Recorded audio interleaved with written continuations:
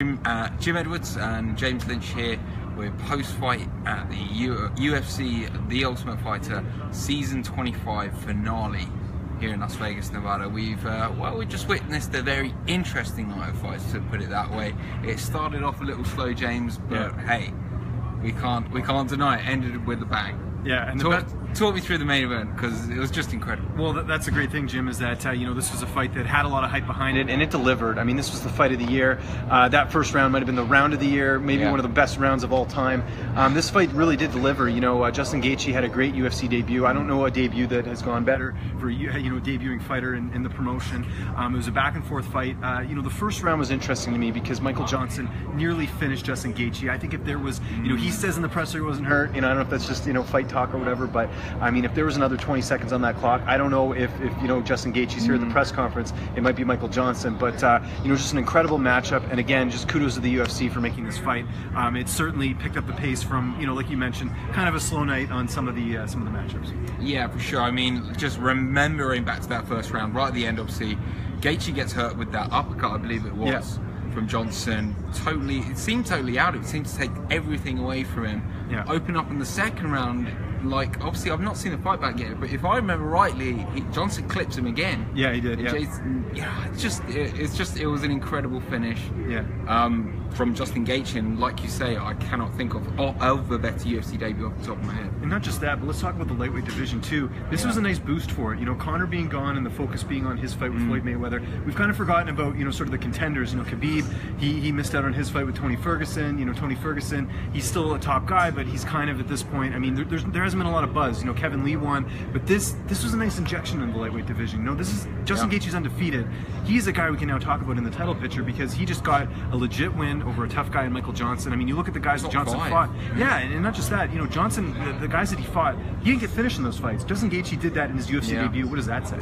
Yeah, I mean, it just opens up, like you say, a lot of possibilities for future matchups. Everyone's already talking about a fight with Tony Ferguson. Yeah. I think he's not quite there in terms of getting that fight next, but I think it's going to be a big one. Yeah. And I think what surprised me the most was that Justin Gaethje got the biggest reaction of any fighter that walked that octagon tonight, and that really surprised me because I thought, well, maybe we're inside this kind of real hardcore MMA bubble of people that know what's going on in things like World Series of Fighting. Yeah. But the reaction he got it far surpassed anyone's seen. Yeah, I mean, if you're a hardcore MMA fan, this was on your wish list of potential fights of the year, and like I said, it did deliver in that regard. I was a little surprised too, but at the same time, if you're a hardcore fan and you're coming for International Fight Week, I mean, this fight has got to be at the top of your list. I mean, this fight could have easily been a highly ranked fight on that pay-per-view card, but instead they chose to add it to an Ultimate Fighter card, which, let's be honest, on paper didn't really have like a a sizzle, but they usually are like that, right? Yeah, for sure. And well, who would you give him this? Well, I like the Tony Ferguson. I'm a little bit more sold on Gaethje just because he has the undefeated record. I would give him maybe a matchup with Tony Ferguson. Wow. There's Edson Barbosa. What's Nate Diaz doing? I mean, there's a lot of interesting matchups for him at this point. I really don't think you can go wrong. What I don't want to see is a matchup with I don't know, someone that maybe has a winning streak but isn't going to bring out an exciting fight. I can't really think of anyone off the top of my head, but there's lots of good fights for him. I mean, Kevin Lee would be a fun fight too. Yeah, for sure. And just seeing Kevin Lee's already been on social media, kind of saying, I think I can't. But he obviously thinks he can beat him. So, I think that's actually quite a good fight myself. Yeah, and there'd be good build up to that too, because Kevin Lee very good at self promotion. So I mean, you really can't go wrong in this division as far as next matchups for Justin Gaethje. I mean, we got to give a word to Michael Johnson as well, because it takes two to make a great fight, and he had a hell of a performance in the first round. His gas tank just there was the knee just below the ribs that I thought at one point, and that was when he just looked out on his feet. Yeah, and it happens. And look, people are going to look at Michael Johnson's record and say, hey, this guy's lost, I don't know how many, is it 5 I think it's 17 and 12 now. Yeah, something like that. But the thing that people need to look at is the level of competition he's fought. I mean, he's losing to Nate Diaz, he's losing to Khabib Nurmagomedov. These are top guys in the division. It's easy to look at a streak like that and say this guy's finished. I still think Michael Johnson's up there as far as fighters. He had a setback tonight, but like I said, he was this close to finishing Justin Gaethje in the first round, and I think this fight really could have gone either way. If they fight 3 or 4 times, I think you can get 3 or 4 different results. Sure. I mean, one of the other big kind of headlines, I guess, for me this evening, not only Jesse Taylor winning the season 25, I think that's a great story. Yeah. He's a guy that was obviously chucked off season 7, and he's come back, and you know, it's funny how he kind of got that redemption angle into a series that didn't really. Yeah. You know, some of the guys in there weren't really looking for redemption. They were just almost right at the end of their careers, and it was a bit of a throw of the dice. So that was a nice story. But the thing that really stood out for me is draft closer. Yeah. Like, you know, you said to me the other day, I think he's going to pull off the upset. I can. You just saw something, I could tell. Yeah. What did you think of his performance today? I thought he had a great performance, and you know, for me, and kind of the way that he was able to kind of win this fight was his wrestling. I feel like that was kind of being overlooked in this fight. I thought the debut against Devin Powell didn't really show us what like those in the know knew about Jakar. And you know, for example, in his fight in RFA, he looked a lot better than he did in the Devin Powell fight. I think we saw that tonight. I think this was kind of one of those examples of someone who's built up really high, and they sort of forget about the opponent who's fighting. I mean, that's easy to say now, but I really felt like if it came down to the wrestling and the striking, I think Jakar, is a guy, is a force to be reckoned with. And no slight on Mark Diakiese. It was a good fight. I mean, they gave it a split. It was competitive. I'd say. Exactly. I always felt the closer was just that one step ahead of him.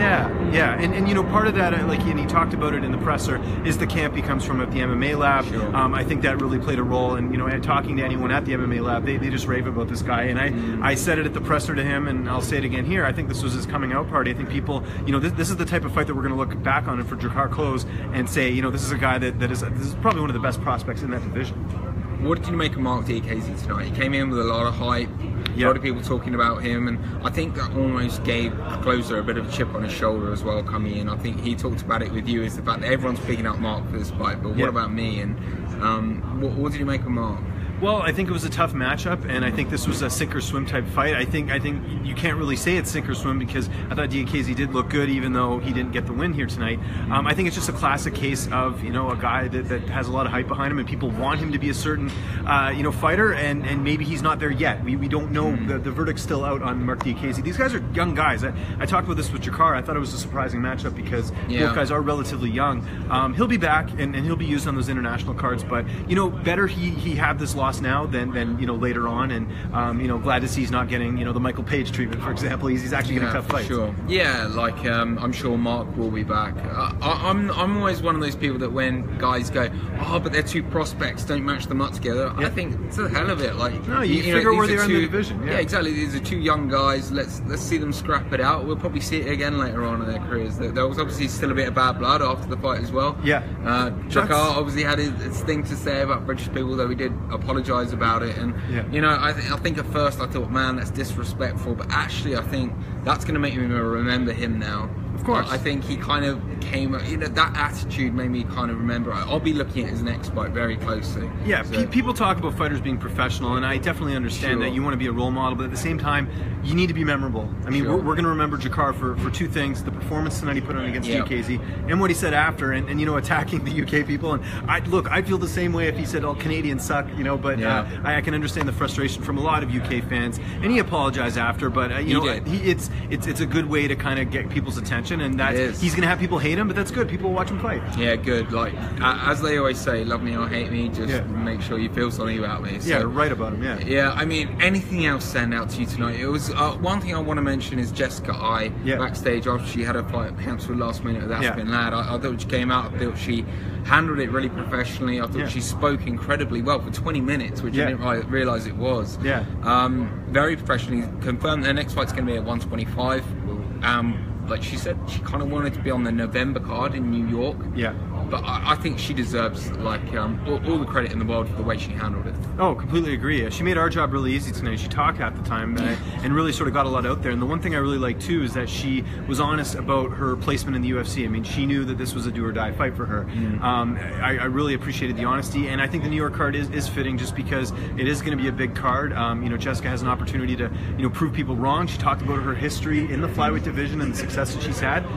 Back it up. Let's see her in a big fight, and let's see really what she's made of. And I think it brings excitement to the division. You have someone who's basically on holding on by a thread to her UFC contract, but now she has a chance to really no more excuses. You're at your ideal weight class. Let's see how you perform. anything else, anyone else. Because I'll be honest, I'm struggling. Like maybe Jared Cannonier. I thought that was a hell of a fight. And Nick, sorry, I forget his last name. Rorik, yeah. Rorik, like hell of a chin. Like I was almost pleading at cage side, please. I wanted his corner to step in at the end of the second because it was going nowhere for him. Yeah. It showed great bravery.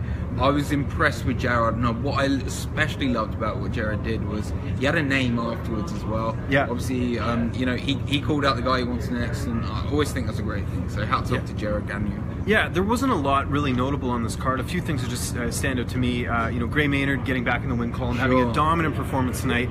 I don't think he's going to be fighting for a title anytime soon, but at the very least, you know, he seemed really pissed off in the presser, and good for him. He did. Listen, as journalists, we love fighters showing emotion, and he, you know, was borderline holding back tears as far as you know, talking about his last fight with Ryan Hall, and you know, I think there's a couple interesting fights out there for Gray potentially, but it's nice to see him get back in the win column.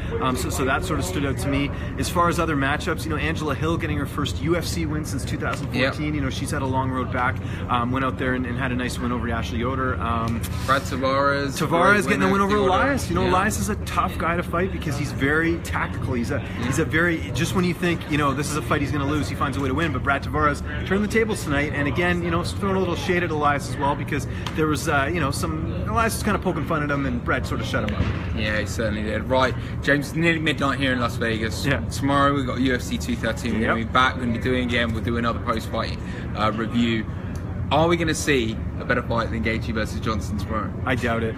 They really set the bar high. But if anyone's watching, any of you UFC 213 fighters, take advantage of this because you know, really live up to it. It's a huge card. The bar has been set. Yeah, tomorrow's card, just quickly, you know, it's a solid card. I absolutely love it as a fan, but it's got no sizzle. And you know what? The way that people are going to make, you know, the way you remember a card is by having a memorable performance. And I think hopefully seeing a fight like Gaethje and Johnson tonight motivates these guys to put on a show like we saw tonight in the main event. I don't think we'll ever forget the night we saw Justin Gaethje debut in the UFC.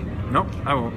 Great stuff. James, thanks for your time. Anytime. We'll see you guys tomorrow, and well, bring on 213. See ya.